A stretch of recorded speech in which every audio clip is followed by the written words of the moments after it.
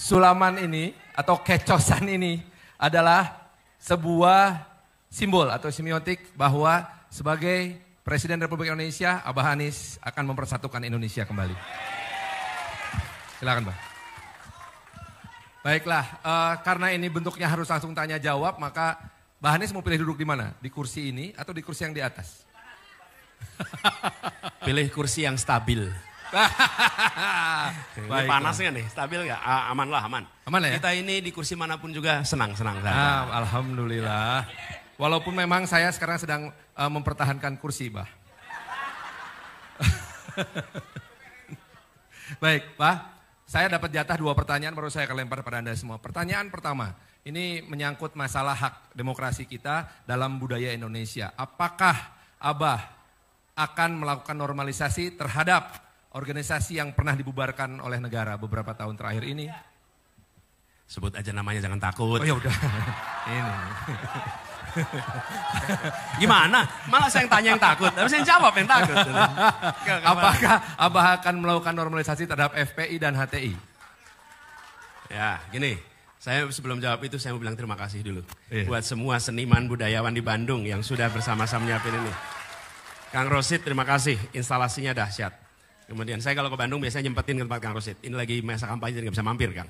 Kemudian Kang Iman Soleh, ini ledeng, ini komunitas ledeng luar biasa. Makasih. Dan semua saja yang hadir di sini. Dan ini adalah memang saya bilang kita ingin agar proses demokrasi kita ini lebih dialogis, lebih terbuka. Lebih siap untuk berbicara ke depan. Kenapa? Karena yang sedang kita pertimbangkan untuk diberi kewenangan itu bukan sekedar milih orang untuk fotonya dipasang di ruang kelas. Betul nggak, Kang Ben? Betul. Tapi kita sedang milih orang untuk nantinya dimintai peran atas nama rakyat, atas nama negara mengambil keputusan. Karena itulah kita pengen tahu bagaimana cara berpikirnya, bagaimana cara mengambil keputusannya, supaya rakyat bisa ngecek seberapa sama saya dengan dia. Seberapa sama, belum tentu 100% sama, tapi paling tidak bisa tahu. Kalau tidak ada dialog dan cuma foto-foto aja, nanti kita keliru seperti pernah kita alami dulu-dulu. Betul nggak? Iya.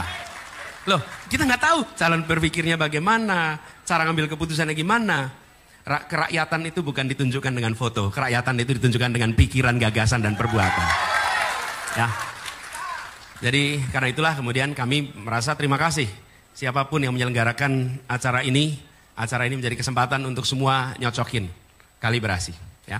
Nah kemudian kembali kepada apa yang ditanyakan oleh Kang Farhan tadi. Negara ini adalah negara hukum. Setiap warga negara memiliki hak untuk berserikat, berkumpul, melakukan kegiatan apapun juga.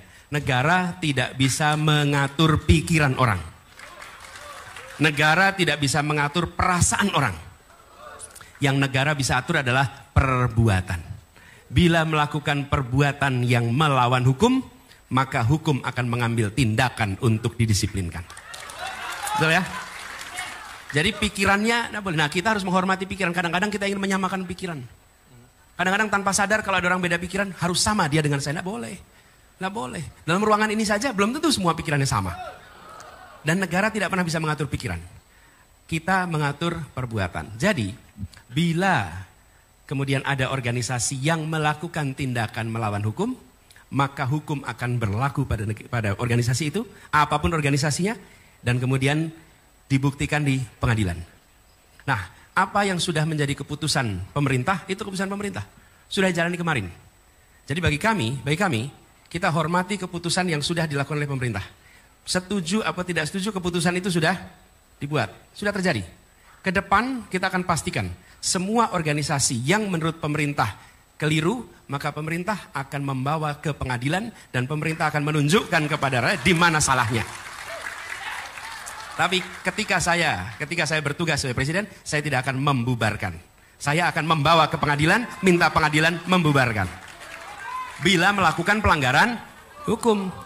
Kenapa? Karena kami menghormati institusi pengadilan. Yang sudah kejadian sudah. Tapi ke depan kita hormati pengadilan. Dan disitulah negara demokrasi. Karena kalau tidak, nanti negara ini dijalankan pakai selera. Kalau pakai selera apa? Gini nih. Ketika yang dibubarkan oleh negara, organisasi yang kita tidak setuju, kita tepuk tangan. Oke? Nanti satu saat negara bisa berbalik. Dia akan membubarkan organisasi yang kita berada di dalamnya. Dan kita mau bilang apa waktu itu? Tidak bisa berbuat apa-apa. Toh kita sudah membiarkan negara untuk membubarkan tanpa mengikuti kaidah-kaidah hukum sebuah negara hukum. Itulah sebabnya saya sampaikan, yang kami ingin usahakan adalah menjaga republik ini jangan sampai menjadi negara kekuasaan. Tapi harus menjadi negara hukum. Kalau negara hukum, saya harus bawa ke pengadilan, kejaksaan bawa ke pengadilan. Bila saya menemukan si X menurut hemat kami melakukan pelanggaran, bawa ke pengadilan, bawa ke pengadilan. Kembalikan itu. Tapi kalau tidak, akhir-akhir ini kita menemukan, beri contoh, kita membiarkan penyimpangan itu bergerak pelan-pelan. Ada misalnya pembubaran organisasi, udah kita diamkan. Kenapa? Karena kami nggak cocok dengan organisasi itu, biarin aja. Ada undang-undang ditetapkan tanpa ada pembahasan, kita biarin aja. Tidak ada pembahasan yang panjang. Mau contoh IKN, ada pembahasan panjang? Tidak. Jadi cetok. Omnibus Law, memang dibahas panjang? Tidak, cetok. Lalu kita biarkan itu, diam terus. Semua itu bergerak sampai satu saat baru pada terkejut ketika MK kejadian. Baru, waduh, kok jadi begini? Sudah terlambat. Sudah terlambat, karena itu sekarang kami punya waktu 17 hari lagi nih sekarang ke depan. Pilihan kita, dua. Mau menjadikan negara ini negara kekuasaan atau mau menjadikan negara hukum?